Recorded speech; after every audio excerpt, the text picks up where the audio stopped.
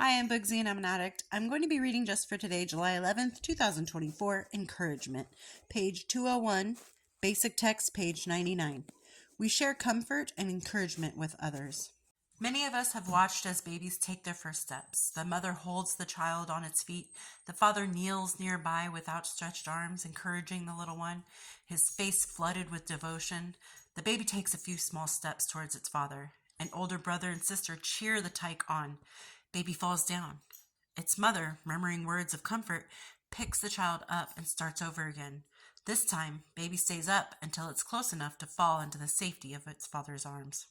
As newcomers, we arrive in the room of NA much like this small child, accustomed to living a life crippled by addiction, full of fear and uncertainty. We need help to stand. Just like a child beginning its march towards adulthood, we take our halting first steps towards recovery. We learn to live this new way of life because others who have gone before us encourage and comfort us by telling us what worked and what didn't work for them. Our sponsor is there for us when we need a push in the right direction. Many times we feel like we can't take another step in recovery. Just like a child learning to walk, we sometimes stumble or fall. But our higher power always awaits us with outstretched arms. And like the child's brothers and sisters shouting their encouragement, we too are supported by other NA members as we walk towards a full life in recovery. Just for today, I will seek encouragement from others. I will encourage others who may need my strength. Imagine, if you will, you being the addict who is in this scenario, the child, as the example suggests.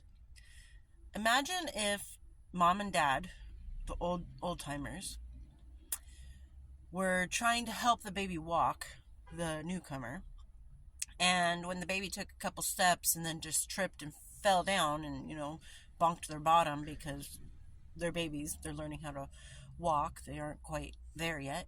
Imagine if the parents immediately were like, oh my God, you're so stupid, try again, Jesus, get up. Imagine if that's how their reaction was.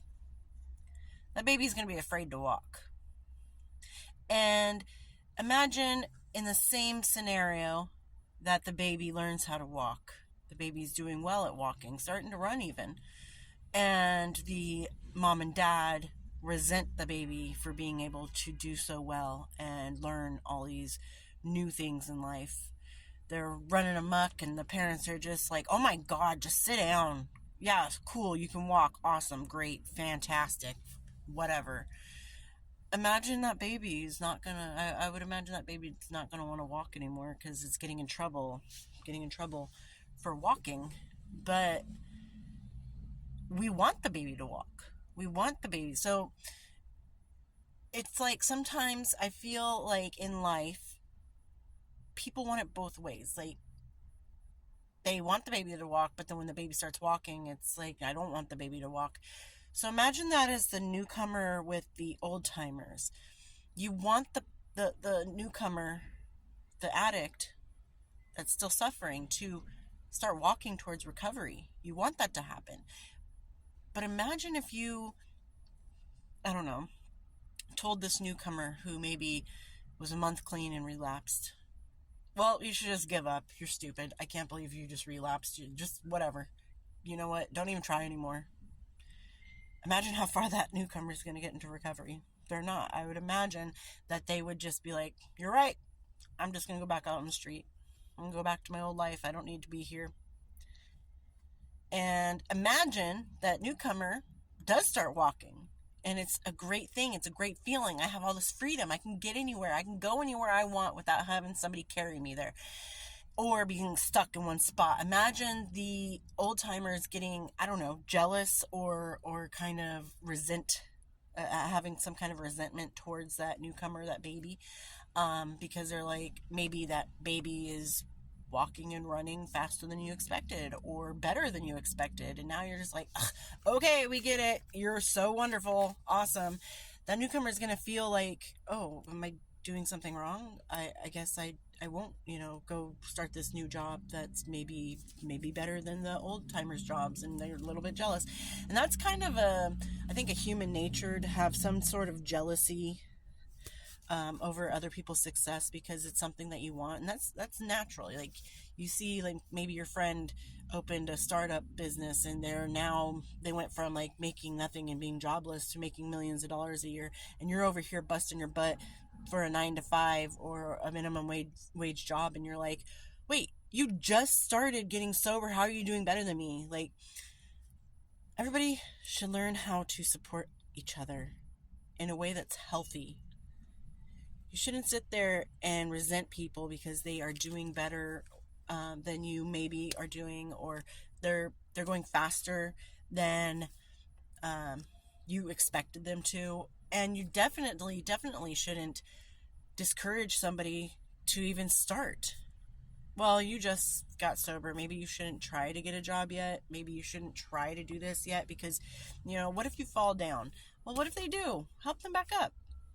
And this kind of goes back to a story. I actually posted a video a while ago about how somebody had said towards me that at the time, I think I was like a year and a half, maybe just a year. Not just, but you know what I mean.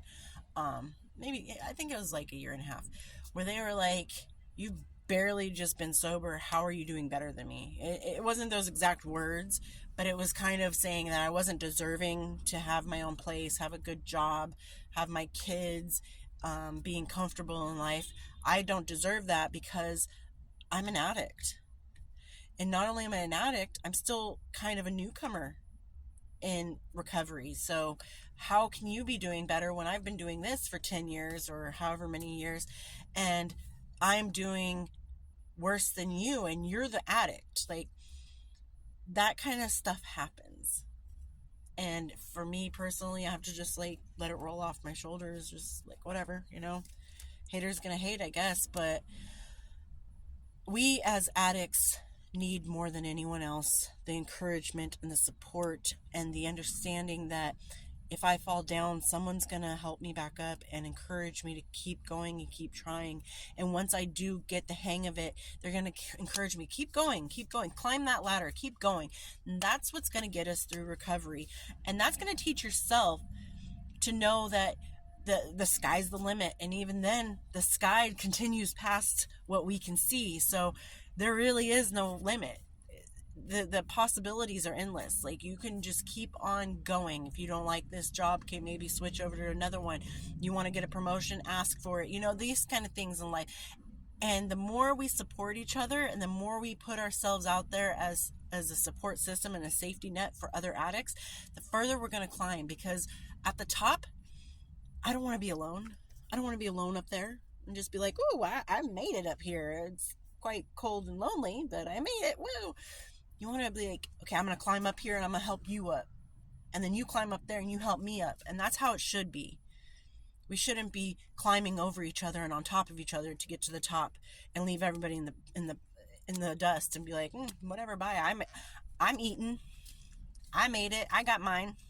I don't need you up here crowding my success. No. Success is really nice to share with people.